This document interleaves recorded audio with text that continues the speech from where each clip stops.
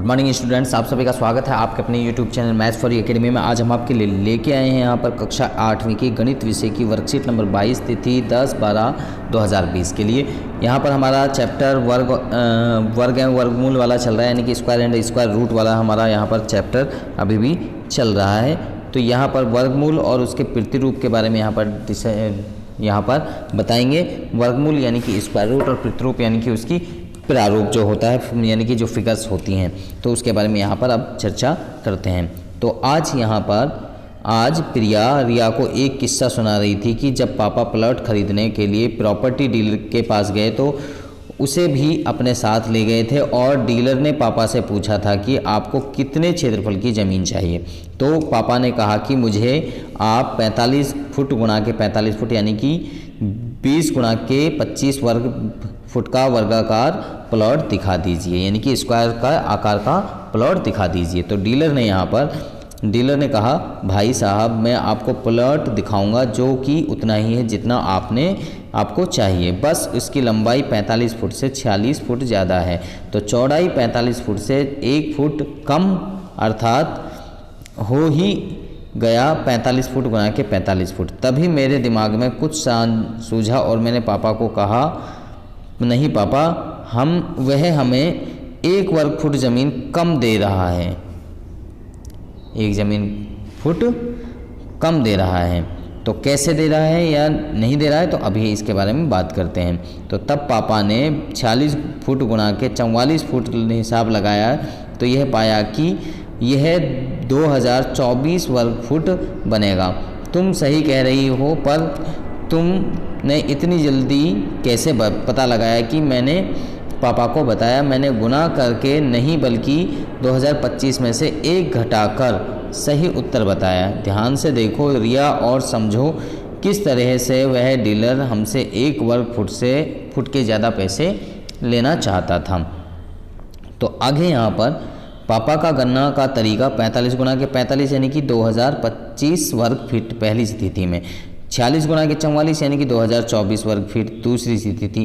तो दूसरी स्थिति में वह वर्ग फुट कम है, ठीक है। बीजीय व्यंजकों के अनुसार यानी कि जो प्रिया का गणना का तरीका था, तो 45 गुणा के 45 यानी कि 2025 वर्ग फुट पहली स्थिति में, जो दोनों का सेम है। सूत्र, अब इसमें सूत्र होता है यानी कि एक बार यानी कि उस संख्या में कुछ जोड़ना है और एक बार वही संख्या में से वो घटाना है, तो यानी कि a जमा के 1 और a माइनस के 1। तो इसका मतलब होता है कि यहाँ पर a प्लस में b और a माइनस b वाला फॉर्मूला आपने पढ़ा होगा।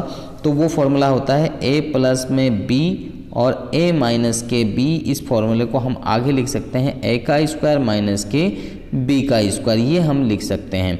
तो ये फॉर्मूला आप बच्चों को याद होना चाहिए। तो इस फॉर्मूले के बेस पे ये फॉर्मूला हमारा बनता है।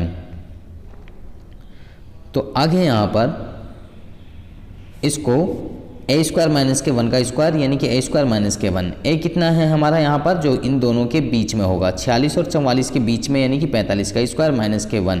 तो 45 का स्क्वायर होता है 2025 और इसमें से 1 माइनस के 2024 वर्ग फुट, तो यानी कि 1 फुट वो कम दे रहा था। तो सूत्र, निम्न 2 क्रमागत सम विषम संख्याओं का गुणनफल हम उन संख्याओं के मध्य की संख्या के वर्ग में से 1 घटाकर प्राप्त कर सकते हैं, जैसा कि अभी हमने यहाँ पर प्राप्त करके आपको बताया है। आगे यहाँ पर कुछ सवाल हमारे लिए दिए गए हैं, इन सवालों को अब हम आगे सॉल्व करते हैं। तो आओ कुछ अन्य प्रश्न हल करते हैं। तो यहाँ पर हमारे लिए पहले क्वेश्चन दिया गया है 1999 और 2001 की मल्टीप्लाई करनी है, तो किस तरीके से करेंगे। तो इसको हम लिख सकते हैं, जो इनके बीच में एक संख्या है तो वो होती है 2000, 2000 में से 1 घटाएंगे और 2000 में 1 जोड़ेंगे, तो यहाँ पर फॉर्मूला बनता है 2000 का स्क्वायर और माइनस के 1 का स्क्वायर। तो 2000 का स्क्वायर करेंगे तो यानी कि 2 दूनी 4 आ गया, और यहाँ पर 3 जीरो हैं तो यहाँ पर 6 जीरो आ जाएंगी, और माइनस के 1 करेंगे तो ये हमारे आ गया 3, फिर 99, 99 और 99, यानी कि 99 कितनी बार, 6 बार आएंगे। इस तरीके से ये हमारा सॉल्व हो जाएगा। अगला क्वेश्चन है ये दूसरा, 24 और 26 की गुणा करनी है, तो कितना आएगा। तो 24 और 26 का मीन्स यानी कि 25 में से 1 घटाना है और 25 में 1 जोड़ना है। इसका मतलब यानी कि 24 को हम 25 माइनस के 1 लिख सकते हैं और 26 को 25 प्लस में 1 लिख सकते हैं। तो इसका मतलब हो गया, इसको हम लिख सकते हैं 25 का स्क्वायर माइनस के 1। 25 का स्क्वायर होता है 625 और उसमें से 1 घटा देंगे तो 624 हमारा हो जाएगा। तीसरा क्वेश्चन है 96 गुणा के 98। तो 96 और 98 के बीच में होता है 97। तो 97 में से 1 घटाया और 97 में 1 जोड़ दिया। इसको हम लिख सकते हैं 96 को 97 माइनस के 1 और 98 को 97 प्लस में 1 लिख सकते हैं। तो आगे यहाँ पर 97 का स्क्वायर माइनस के 1 का स्क्वायर, 97 का स्क्वायर क्या 9409 हो गया और माइनस के 1 किया तो ये 9408 हो गया। इस तरीके से अब यहाँ चौथा क्वेश्चन हमसे कहा जा रहा है 322 गुणा के 324, तो इसको हम लिख सकते हैं 323 में से 1 घटाएंगे तो 322 हो जाएगा और 323 में 1 जोड़ते हैं तो 324 हो जाता है और अपॉन में 323 का स्क्वायर माइनस के 1 है। तो इसका मीन्स यानी कि दोनों के दोनों ये बराबर होंगे। जब दोनों के दोनों बराबर तो कट जाएंगे, किसके बराबर होंगे 1 के बराबर होंगे। यहाँ पर 605 का स्क्वायर माइनस के 1 है तो 605 का स्क्वायर माइनस के 1, इसका मतलब यानी कि 605 माइनस के 1 और 605 प्लस में 1 हम लिख सकते हैं और अपॉन में 605 प्लस में 1। तो 605 प्लस में 1 से 605 प्लस में 1 कैंसिल हो जाएगा तो 605 माइनस के 1 बचा, इसमें से इसको माइनस कर दे 1 को तो 604 हमारा बच गया। आगे यहाँ पर छठा सवाल 71 गुणा के 73 है तो इसका मतलब 71 और 73 के बीच में मिडल संख्या है 72। 72 में से 1 घटाएंगे तो 71 हो जाएगा, 72 में 1 जोड़ेंगे 73 हो जाएगा। इनको गुणा कर रहे हैं तो इसको फॉर्मूला में कन्वर्ट किया तो 72 का स्क्वायर माइनस के 1 का स्क्वायर, 72 का स्क्वायर होता है 5184, हमने निकाल लिया 72 गुणा के 72 करके, ठीक है।